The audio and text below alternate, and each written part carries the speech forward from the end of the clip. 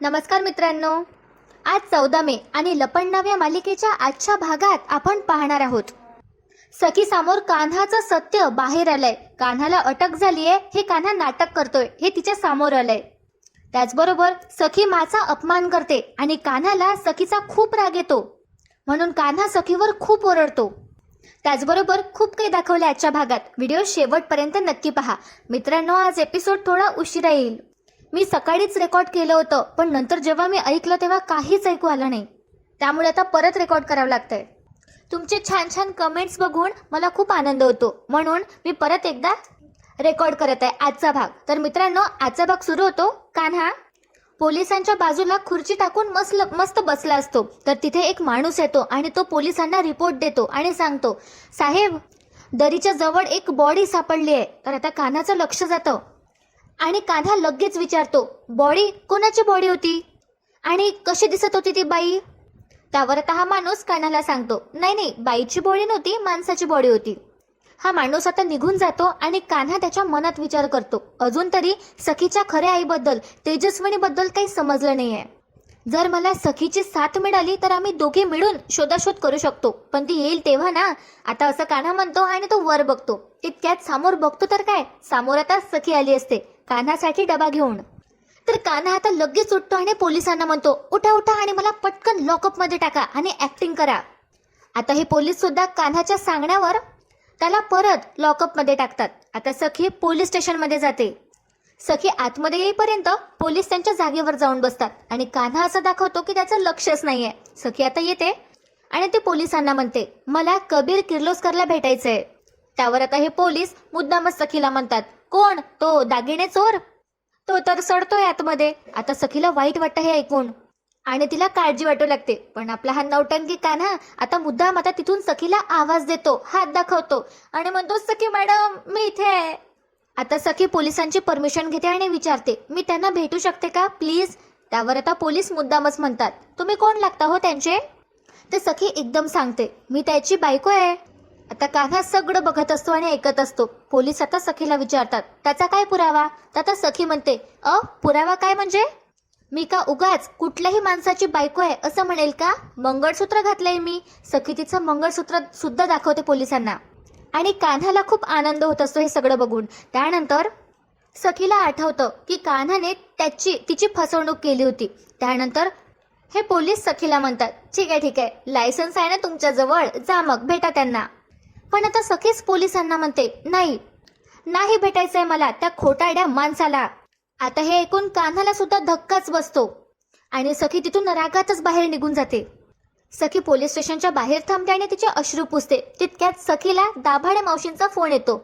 सखी phone उचलण्याच्या आधीच ठरवते की दाभाडे मावशींना कान्हाबद्दल काहीच सांगायचं नाही, नाहीतर त्यांना उगाच वाईट वाटेल आणि त्रास होईल. त्यानंतर सखी फोन रिसीव्ह करते आणि म्हणते, हा मावशी, किती दिवसांनी फोन केला? कशा आहात तुम्ही? त्यावर आता मावशी सांगतात, मी बरी आहे, तू कशी आहेस ग? तर मित्रांनो, त्यावर आता सखी खोटं सांगते आणि म्हणते, तुमचा आशीर्वाद आहे, मी बरीच आहे. तर मुद्दाम आता मावशी विचारतात, कान्हा कसा आहे ग? त्यावर आता सखी खोटं सांगते आणि म्हणते, आहे ना तो, बराच आहे. त्यानंतर मावशी मुद्दाम आता परत सखीला विचारतात, मग तुझा आणि कान्हाचा संसार कसा सुरू आहे? तर सखी म्हणते, संसार? सखी एक सेकंड पॉज घेते आणि मग म्हणते, हो, छान चालू आहे, सगळं छान सुरू आहे. आता मावशीला समजतं की सखी खोटावर खोटं बोलत आहे. मावशी म्हणतात, हो ना ग? सखी म्हणते, काय झालं मावशी, तुम्ही असं का विचारत आहे मला? तर मावशी आता सखीला डायरेक्ट म्हणतात, माझ्याशी आणि स्वतःशी खोटं बोलून झालं असेल तर मला एक सांगशील का? सखी म्हणते, हा, बोला ना. त्यावर आता मावशी म्हणतात, कबीरला माफ केलंस का? आणि आता सखीला धक्काच बसतो. त्यावर आता मावशी सगळं सांगतात सखीला, मला सगळं कळलंय सखी, मला जान्हवीने सगळं सांगितलंय. त्यावर आता सखी म्हणते, आता मावशी तुम्हीच सांगा ना, मी तरी काय करू? बघितलं ना तुम्ही सुद्धा, त्या कबीरने आपल्याला किती फसवलंय. आपल्यापैकी कोणीच त्याच्याकडून ही अपेक्षा केलीच नव्हती, पण त्याने काय केलं आपल्यासोबत? आपण त्याच्यावर विश्वास ठेवला. त्यानंतर आता सखी मावशीला म्हणते, मावशी एक प्रश्नच विचारते, आज जर मी पुन्हा माझं हे मंगळसूत्र काढायला गेले तर तुम्ही मला परत अडवाल का हो? त्यावर आता मावशी म्हणतात, अगं, माझा हात तेव्हाच समोर येईल जेव्हा तू मंगळसूत्र काढायचा विचार जरी करशील, पण आता तू ते काढणार नाही, कारण तो खूप सामोर गेली आहे आता कान्हासोबत. त्यावर आता सखी म्हणते तेच तर ना मावशी, मी कान्हासोबत सामोर आले आहे, पण तो कान्हा नव्हताच कधी, तो कबीर होता. तर मावशी आता सखीला समजावून सांगतात आणि म्हणतात, अगं बाई, कान्हा काय कबीर काय, शेवटी माणूस तो एकच. ती फक्त आणि फक्त माणूस ओळखायसाठी दिलेली जी आहेत ती नावं असतात. आणि नाव बदललं म्हणजे कान्हासोबत घालवलेले क्षण सगळे का खोटे ठरतात का सखी? अगं ते तर खरेच होते ना. त्याने तुला नेहमी संकटापासून वाचवलं, ते त्याचं तुझ्यावरती प्रेम होतं म्हणूनच ना ग. मावशी त्यांच्या परीने खूप प्रयत्न करतात सखीला समजावून सांगण्याचा. पुढे मावशी आता सखीला म्हणतात, त्याने तुला दिलेल्या शब्दात, तुला दिलेले वचन सगळे काय खोटे होते का ग? तूच विचार कर आणि सांग, मी काही खोटं बोलतेय का? त्यावर आता सखी सगळं आठवते की कसं कसं क्षणोक्षणी कान्हाने तिची मदत केली, नेहमी धावत आला सखीच्या मदतीसाठी. पुढे आता मावशी सखीला म्हणतात, अगं सखी, जेव्हा आयुष्यात कठीण निर्णय घेण्याची वेळ येते ना, तेव्हा क्षणभर थांबावं, लगेच प्रतिक्रिया देऊ नये, आणि हो, लगेच कुठला निर्णय घेण्यासाठी घाई करू नकोस. आणि सखी आठवून बघ ना, कधी काळी तुला कान्हाही नको होता, पण नंतर अगं त्याच्या प्रेमात तू पडलीस ना, मग तुमच्या नात्याला थोडा वेळ दे. आणि सखी, मी तुला सांगितलं होतं ना, मंगळसूत्र प्रश्न विचारण्याचा हक्क देतो, आणि जोवर तुला तुझ्या प्रश्नांची उत्तरं मिळत नाही तोवर तुमच्या नात्याचा तू विचार कर आणि काळजी घे. असं सगळं समजावत आता मावशी फोन ठेवतात आणि सखीच्या डोक्यात प्रकाश पडतो. आणि बघा मित्रांनो, इथे काय होतं, सीन शिफ्ट होतो. किरण आणि मा बिझनेस बद्दल डिस्कस करत असतात. मा किरणला विचारतात, काय रे किरण, ते आपल्या नवीन ब्रांचेसच्या परमिशनचं कुठपर्यंत आलंय काम? तू जरा फॉलोअप ठेव हा.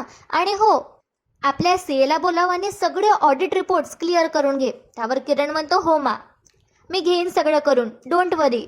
असं म्हणत कान्हा आता जाणार असतो घरी, पण मा आता त्याला थांबवतात आणि म्हणतात, अरे किरण, काय रे, आपल्या कबीरचं काय, कुठे आहे तो, आणि सध्या काय चालू आहे त्याचं? त्यावर आता किरण म्हणतो, अरे मा, मी म्हणालो होतो ना, त्याला जरा त्याची स्पेस हवी आहे. आता मा म्हणतात, स्पेस नवीनच आलंय तुमच्या जनरेशनचं, जरा काही झालं की तुम्हाला स्पेस लागते, पण मुळात कबीर तसा नाहीये.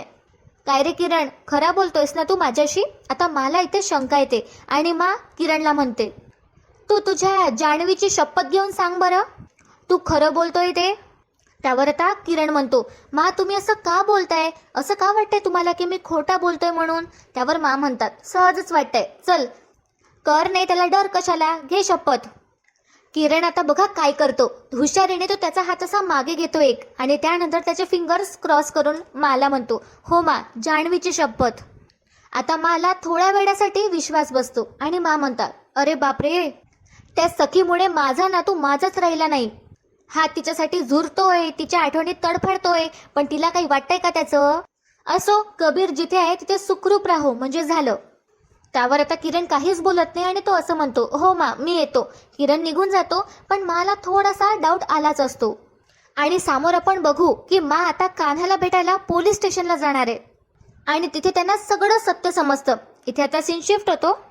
सखी आता परत पोलीस स्टेशनच्या आतमध्ये जाते. कान्हा आता खाली जमिनीवर बसला असतो डोक्यावर हात ठेवून, आणि आता सखी येते आणि कान्हाला हाक मारते. ती म्हणते, कान्हा. तर कान्हा लगेच उठतो आता आणि म्हणतो, सखी मॅडम. आणि तो आता खोटं नाटा रडतो आणि सखीला म्हणतो, सखी मॅडम, इथे हाल हाल होत आहेत माझे, इथली कशी काय अवस्था सांगू मी तुम्हाला हो माझी. आणि कान्हा आता पुढे सखीला म्हणतो, तुम्हाला सांगतो, माझं हे काडीज आहे ना, काडीज, ते तुमच्या आठवणीत असं भाजून कोळसा झालाय, कोळसा, शपथ सांगतोय. त्यानंतर कान्हा आता जेलमधले डास मारतो आणि म्हणतो, इथे ना इतके डास झालेत, आणि हे जे काही सगळे डास आहे ना, ते मला त्यांचा फॅमिली बुके पॅक समजतात आणि सगळे मला खायला येतात हो, काय सांगू तुम्हाला. आणि माझं रक्त तर असं पितात ना की जसं एका कॅफेटेरियात जाऊन कॉफी प्यावी, असं गट गट गट. आणि इथले जे पोलीस मामा आहेत ना, ते तर काय सांगू मी तुम्हाला, त्यांचा जो दंडू आहे ना, असा लागतो ना तो सांगता येत नाही. आणि इथलं जेवण इतकं विचित्र असतं ना, इतकं जेवण, ते डाळ असते ना, डाळ नुसतं पानसट पाणी, आणि भाकर इतकी कडक असते ना, काय सांगू. आता सखीला पुन्हा एकदा कान्हावर विश्वास बसतो आणि सखी म्हणते, सॉरी कान्हा, या सगळ्यासाठी खरंच सॉरी. तर कान्हा म्हणतो, नाही नाही, तुम्ही कशाला सॉरी म्हणताय. सखीच्या डोळ्यात आता पाणी येतं, कान्हाचे इतके हाल होत आहेत ऐकून. त्यानंतर सखी आता कान्हाला विचारते, बरं मला सांग कान्हा, तू काही खाल्लंयस का? तितक्यात तिथे आता पोलीस येतात आणि त्यांची ऍक्टिंग सुरू करतात. कान्हासाठी त्यांनी एक ताट आणलं असतं. ते कान्हाला म्हणतात, हे घे रे खा. तर कान्हा म्हणतो, हो हो द्या द्या. मुद्दामच आता कान्हा असं म्हणतो जसं तो उपाशीच आहे. द्या पटकन, मला भूक लागली असं कान्हा म्हणतो. पण आता सखी म्हणते, हे काय चटणी भात? अरे असं जेवण कोण देतं? कान्हा हे असं जेवण कसं खाईल? तर हे पोलीस आता सखीला म्हणतात, नशीब त्याचं, त्याला एवढं तरी मिळालंय. त्यावर आता सखी म्हणते, अरे पण तो तिखट नाही खाऊ शकत. आणि सखी आता पोलीसला म्हणते, तुम्ही हे परत घेऊन जा, मी त्याच्यासाठी डबा आणलाय. आणि मग जेव्हा सखीचं लक्ष नसतं तेव्हा पोलीस आणि कान्हाचा इशाऱ्यामध्ये सुरू असतं की जमलं आता, मस्त ऍक्टिंग केली आहे. त्यानंतर हे पोलीस तिथून निघून जातात. सखी आता डबा बाहेर काढते. त्यावर आता कान्हा म्हणतो, बापरे तुम्ही माझ्यासाठी डबा केलात आणि स्वतःहून माझ्यासाठी आणलात सुद्धा? त्यावर सखी म्हणते, हो मी घरच्या जेवणाचा डबा आणला. आता कान्हा आणखीच नाटकं करतो आणि म्हणतो, हो किती गोड किती गोड. म्हणजे मला तर असं वाटतंय ना की हा असा दिवस रोज रोज उजाडावा. सखी म्हणते, बी इन लिमिट, जास्त अपेक्षा करू नकोस. मी हे जे काही करतेय ते माणुसकीच्या नात्याने करतेय, प्रेम वगैरे म्हणून काही करत नाहीये. त्यावर आता कान्हा सखीला म्हणतो, पण मी प्रेम वगैरे असं काही बोललोच नाहीये, ते तुम्ही स्वतःच बोलताय. त्यावर आता सखी म्हणते, हो का, ठीक आहे मग खाऊन घे हे. असं म्हणत सखी कान्हाला एक डबा देते. आणि कान्हा म्हणतो, कसं जेवणार मी? माझे सगळे हात इथे खराब झालेत, इथे सगळी धूळ आहे, हात धुवायला पाणी नाही, सॅनिटायझर नाही, काहीच नाही आहे. सखी आता चिडतच कान्हाला म्हणते, हो का, मग मी का आता माझ्या हाताने तुला भरू? तुला असं म्हणायचं आहे का? त्यावर आता कान्हा म्हणतो, असं कधी म्हटलं मी? पुन्हा तेच, मी कधी असं म्हणालो की तुम्ही स्वतःच्या हाताने मला भरवा म्हणून? तुम्ही तर स्वतःच म्हणताय. पण हां, तुम्ही आता म्हणताच आहे, तर आता माझी इच्छा होत आहे की तुम्ही तुमच्या हाताने मला भरवावं प्लीज. त्यावर आता सखी नकार देते आणि कान्हाला म्हणते, नाही मी तुला भरवणार नाहीये. त्यावर आता कान्हा विचारतो, का बरं? सखी म्हणते, कारण आय हेट यू. पुढे आता सखी कान्हाला म्हणते, मी तुझ्या काळजीपोटी डबा घेऊन आली आहे इथे, पण माझा अजूनही तुझ्यावर विश्वास नाहीये. कान्हाला थोडं वाईट वाटतं. सखी आता परत त्याच्या हाती डबा देते आणि म्हणते, घे घे आणि जेवून घे. कान्हा आता हट्ट धरून ठेवतो आणि म्हणतो, नाही नाही जेवणार मी. तुम्ही मला तुमच्या हाताने भरवलं तरच मी खाईल, नाहीतर मी उपाशी राहील. त्यावर आता सखी म्हणते, ठीक आहे मग राहा उपाशी. सखी रागातच टेबलवर डबा आपटते. आता तिच्यासमोर ते पोलीस परत येतात आणि सखी त्या पोलिसांना म्हणते, तुम्हीच मला मगाशी विचारत होतात ना की मी याची कोण लागते ते? पुढे आता सखी सांगू लागते, मगाशी माझी नीट ओळख करून द्यायची राहिली, आता नीट सांगते. सध्या तरी बायको आहे मी त्याची, पण लवकरच त्या कान्हाला मी डिवोर्स देणार आहे. कारण खोट्याच्या आधारावर काहीच होऊ शकत नाही, ना प्रेम ना संसार. कान्हा आता सगळं ऐकत असतो आणि सखी असं म्हणून रागातच तिथून बाहेर निघते. सखी आता परत घरी जाणारच असते, तितक्यात सखी मध्येच थांबते. ती तिच्या मंगळसूत्राकडे बघते आणि सखीला दाभाडे मावशींचे शब्द आठवतात. हेच की आता सखी आणि कान्हाच्या नात्याला वेळ द्यायला पाहिजे. आणि बघा मित्रांनो काय होतं, इथे आता सीन शिफ्ट होतो आणि ही मनस्विनी सखीला शोधत शोधत तिच्या रूममध्ये येते आणि ती सखीला 2-3 हाका मारते. ती म्हणते, सखी ए सखी. त्यानंतर या मनस्विनीला शंका येते. मनस्विनी स्वतःला म्हणते, आता कुठे गेली असेल ही आता? तर मित्रांनो इथे आता सीन शिफ्ट होतो. सखी आता परत पोलीस स्टेशनमध्ये आली आहे असं कान्हाला आता भास होतो. इतकंच नाही तर सखीने कान्हाला हाक मारली आहे. त्यानंतर सखी कान्हासाठी तोच डबा घेऊन आली आहे आणि त्यानंतर स्वतःच्या हाताने ती कान्हाला खाऊ घालतीये. हा सगळा भास आता कान्हाला होत असतो आणि सखीच्या हातचं जेवण खाऊन कान्हा तृप्त होतो. हे सुद्धा कान्हाला इमॅजिन होत असतं. त्यानंतर बॅकग्राऊंडमध्ये रोमॅन्टिक सॉन्ग सुरू होतं, किती सांगायचंय मला ते वालं. आणि मग कान्हाला हे सुद्धा इमॅजिन होतं की कान्हा जेलमधून बाहेर आलाय आता. त्यानंतर तो सखी बरोबर डान्स करतोय. टेबलवर ठेवलेली जी हतकडी आहे त्या हतकडीने कान्हाने एका टोकाने सखीच्या हाताला बांधलंय आणि दुसऱ्या टोकाने स्वतःच्या हाताला. हे सगळं आता कान्हा स्वतःच इमॅजिन करत असतो. त्यानंतर कान्हा सखीला गोल गोल फिरवतोय. त्या अख्ख्या पोलीस स्टेशनमध्ये फक्त कान्हा आणि सखीच असतात. मग कान्हा सखीच्या जवळ येतो. तितक्यात काय होतं, तिथले पोलीस कान्हाला रियालिटी चेक देतात आणि म्हणतात, कबीर सर. आता कान्हा भानावर येतो. पुढे हे आता पोलीस विचारू लागतात कान्हाला, अहो जेवणाचं काय आहे? तर कान्हा म्हणतो, द्या इकडेच द्या तो डबा. आणि कान्हा स्वतःच्या हाताने आता सखीने बनवलेला डबा खाऊ लागतो आणि त्यानेच तो त्याचं पोट आणि मन भरतो. आता कान्हाला वाटत असतं की जाऊ दे ना, सखीने डबा तर आणला कान्हासाठी, असो, इथे आता सीन शिफ्ट होतो. ही मनस्विनी सखीला आता फोन करते. ही मनस्विनी खूपच चिडली असते. आता सखीने फोन रिसीव्ह केल्याबरोबर ही मनस्विनी सखीला विचारते, अगं बाळा कुठे आहेस तू? आता सखी म्हणते मी ते. आता सखी काही सांगणार तितक्यात या मनस्विनीला पोलीस स्टेशनच्या बाहेर ठेवलेल्या गाड्यांच्या सायरनचा आवाज येतो आणि मनस्विनीला जी शंका आली असते ती खरी ठरते. आता ही मनस्विनी सखीला म्हणते, सायरनचा आवाज, पोलिसांची गाडी? अगं सखी, तू त्या कबीरला भेटायला पोलीस स्टेशनमध्ये गेली आहेस का? नाही ना बाळा. त्यावर आता सखी सांगते, हो आई, मी खोटं नाही सांगणार. मी कबीरला भेटायला इथे पोलीस स्टेशनला आले आहे. पण अगं भेटायला म्हणजे मी त्याच्यासाठी डबा घेऊन आली होती जेवणाचा. घरी येऊन सांगते ना मी तुला सगळं सविस्तर, आपण घरी आल्यावर बोलू. असं म्हणत सखी आता घाबरतच फोन ठेवून देते. आता या मनस्विनीला खूपच राग येतो आणि ही मनस्विनी स्वतःचा फोन फेकून टाकते. आता ही मनस्विनी स्वतःचा राग बाहेर काढते आणि म्हणते, एवढं सगळं होऊन सुद्धा ही मूर्ख मुलगी त्या कबीरला भेटायला गेली. नुसतं भेटायला नाही तर जेवण घेऊन गेली ही त्याच्यासाठी. आता नंदा हे सगळं ऐकून घेते. नंदा आता सखीच्या खोलीत येते आणि मस्तपैकी या मनस्विनीला चिडू लागते आणि ती गाणं म्हणते आणि मनस्विनीला चिडवत म्हणते, तुझ्या उसाला लागलाय कोल्हा. आता ही मनस्विनी रागातच तिच्या आईकडे म्हणजे नंदाकडे पाहते आणि ती तिथून निघणार असते. तर ही नंदा तिला थांबवत म्हणते, ए, ती सखी आज जेवण घेऊन त्या जेलात गेली. उद्या त्या कान्हाला तिथून सोडवण आणि मग ती त्याला घरातच आणन आणि मग शुभमुहूर्त बघून ना सगळं त्याच्या नावावरती करून टाकल आणि मग तू जायचं जेलात. मनस्विनी. त्यानंतर ही नंदा मनस्विनीला धमकावतच म्हणते, मनस्विनी, जर मला माझा हिस्सा नाही मिळाला तर मीच टाकन तुला जेलात. आता हे ऐकून मनस्विनीला खूप राग येतो आणि मनस्विनी नंदाचा गळाच पकडते. ही नंदा आता डोळे काढूनच बघते मनस्विनीकडे. आता ही मनस्विनी मध्येच थांबते. नंदाच्या खांद्यावरती ती हात ठेवते आणि म्हणते, मला धमकी देऊ नकोस, कळलं का? त्यानंतर स्वतःचे हात मागे घेत ही मनस्विनी म्हणते नंदाला, प्रयत्न करते आहे ना मी, लगेच सगळं काही माझ्या हातात येणार नाही आहे. त्यावर बघा मित्रांनो, ही नंदा मनस्विनीला म्हणते, अगं तसं पण सगळं काही तुझ्या हातात येणारच नाही आहे. त्यातला अर्धा हिस्सा माझ्या नावावर करणार आहेस तू. आता या मनस्विनीचा पहिलेच प्रॉपर्टी जीव. ही मनस्विनी नंदाला म्हणते, काय पागल झाली आहेस का? अर्धा हिस्सा? वेळ लागलाय का तुला? आणि काय ग करणार काय तू त्या अर्ध्या हिस्स्याचं? आणि काय कळतंय ग तुला बिझनेस मधलं? त्यावर आता ही नंदा मनस्विनीला म्हणते, मला काय कळल काय नाही कळल त्याचा विचार तू नको करूस, पण मला जर का वेळ लागला ना तर सगळंच मी माझ्या नावावर करून घेईल, असं ही नंदा मनस्विनीला धमकावते. आणि ही मनस्विनी आता रागातच बघते या नंदाकडे. पुढे आता नंदा म्हणते, मी शहाणी आहे म्हणून अर्धाच हिस्सा मागतेय, आता पटकन काय ते करून टाक. त्यानंतर ही नंदा तिथून निघून जाते. आता संध्याकाळ झाली असते. सखी घरी परत आली असते आणि सगळेजण तिच्यावर ओरडू लागतात. तिथे सगळेजण असतात, फक्त मनस्विनी नसते.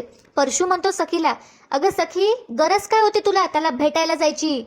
आणि काय ग डबा घेऊन का गेलीस तू त्याच्यासाठी? मीनाक्षी सुद्धा आता सखीला म्हणते, हे बघ सखी, जितक्या लवकर तू त्या कान्हाच्या प्रेमातनं बाहेर पडशील तितकं चांगलं आहे. उर्मिला सुद्धा आता हात धुवून घेते आणि म्हणते, मग काय, चोर तो चोरच राहणार ना. सगळे आता सखीवर ओरडत असतात आणि गौतम सुद्धा आता बघत असतो हे सगळं. उर्मिला म्हणते, मी त्याला 100% ओळखते, तो तुझ्या वागण्याचा गैरफायदा घेतोय. परशू सुद्धा म्हणतो, याच्याशिवाय त्याला येतं तरी काय, एक नंबरचा खोटारडा येतो.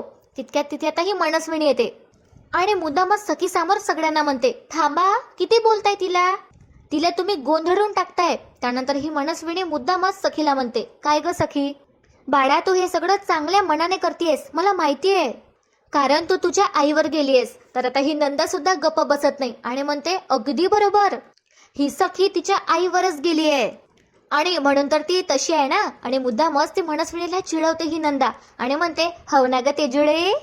आता ही मनस्विनी इग्नोर करते नंदाला आणि सखीला म्हणते, सखी तू हे सगळं चांगल्या मनाने करतेय, मला माहितीये, पण समोरचा माणूस चांगल्या अर्थाने घेतोय का हे सगळं? तो वेगळ्या अर्थाने घेत असेल तर? हे बघ, मी तुला काही जास्त बोलणार नाही, कारण तू आता मोठी झाली आहेस, तू लहान नाही आहेस आता. पण सखी, माझ्या मुलीला त्रास झालेला मला चालणार नाही. आणि ही मनस्विनी आता सखीला इमोशनल ब्लॅकमेल करते आणि म्हणते, सखी जर तू पुन्हा त्या कबीरला भेटायला गेलीस तर मी जेवण टाकून देईल. तर ही नंदा आता मुद्दामच मनस्विनीला म्हणते, अगं नको नको, उगाच जेवण टाकू नकोस, इथे पहिलेच तर गरिबांना अन्न खायला मिळत नाहीये. त्यावर आता ही मनस्विनी म्हणते नंदाला, अगं मावशी मी जेवण सोडायचं म्हणतेय. तर आता ही नंदा म्हणते अच्छा असं होय. आणि ही नंदा परत आता खाली बसते आणि सगळी मजा बघत असते, सगळा तमाशा बघत असते. पण सखी आता मनस्विनीला म्हणते, अगं आई असं करू नकोस, तू स्वतःला का त्रास करून घेतेयस. तर आता ही मनस्विनी सखीला वचन मागते. स्वतःचा हात ती सखी समोर करते आणि म्हणते, तू मला एक वचन दे की तू त्या कबीरला भेटायला परत जाणार नाहीस. आता सखी थोडा विचार करते आणि स्वतःचा हात ती समोर करणार असते वचन द्यायसाठी. पण बरोबर तिथे आता गौतम येतो आणि तो मुद्दामच आता मनस्विनीला म्हणतो, अगं वहिनी मी काय म्हणतो, सखी आणि कबीरकडे त्यांच्या नात्यासाठी 1 महिना आहेच ना, मग आपण नको मध्ये पडायला, म्हणजे त्यांना त्यांचा वेळ घेऊ दे. आणि प्लीज वहिनी तू सुद्धा सखीला फोर्स नको करूस. आता ही मनस्विनी स्वतःचा हात मागे घेते आणि ती गौतमला म्हणते डायरेक्ट, भाऊजी मला तुमचं पटत नाही आहे, पण ठीक आहे तुम्हाला जे योग्य वाटतंय ते तुम्ही दोघं करा. असं म्हणत आता ही मनस्विनी जाणार असते. मुद्दामच ती अशी नाटकं करते. तर सखी या मनस्विनीला म्हणते, आई थांब तू बरोबर बोलत आहे. आणि इच्छा नसताना सुद्धा आता सखी म्हणते, मी नाही जाणार परत त्याला भेटायला. हे ऐकून आता या मनस्विनीला खूप आनंद होतो. आणि मित्रांनो आजचा भाग इथे संपतो. पण उद्याच्या भागात आपण पाहणार आहोत की मला कान्हाचं सगळं नाटक कळतं. कान्हा सगळं मला सत्य सांगतो की त्याला अटक झालीच नाहीये आणि हे सगळं एक नाटक आहे. पण मित्रांनो तिथे आता सखी आणि मनस्विनी सुद्धा येते आणि सखी हे सगळं ऐकते. सखीला बघून आता मा सखीला म्हणतात, मा आता सखीला बोलतात म्हणून ही मनस्विनी मुद्दामच समोर येते. तर मा आता या मनस्विनीला सुद्धा बोलतात. आता सखीला ते सहन होत नाही आणि सखी माझा अपमान करते. आणि कान्हाला हे अजिबात पटत नाही. आता त्याला खूप राग येतो माझा अपमान झालाय म्हणून. आणि कान्हा सखीला म्हणतो की बोट खाली घे. आणि सखीला आश्चर्याचा धक्काच बसतो. तर बघूया मित्रांनो उद्या काय होणार. आजचा भाग तुम्हाला कसा वाटला मला कमेंट करून नक्की कळवा. आज पण व्हिडिओ खूप मोठा होता. व्हिडिओ शेवटपर्यंत पाहण्यासाठी खूप खूप धन्यवाद. व्हिडिओला लाईक करायला विसरू नका आणि चॅनलला नक्की सबस्क्राईब करा.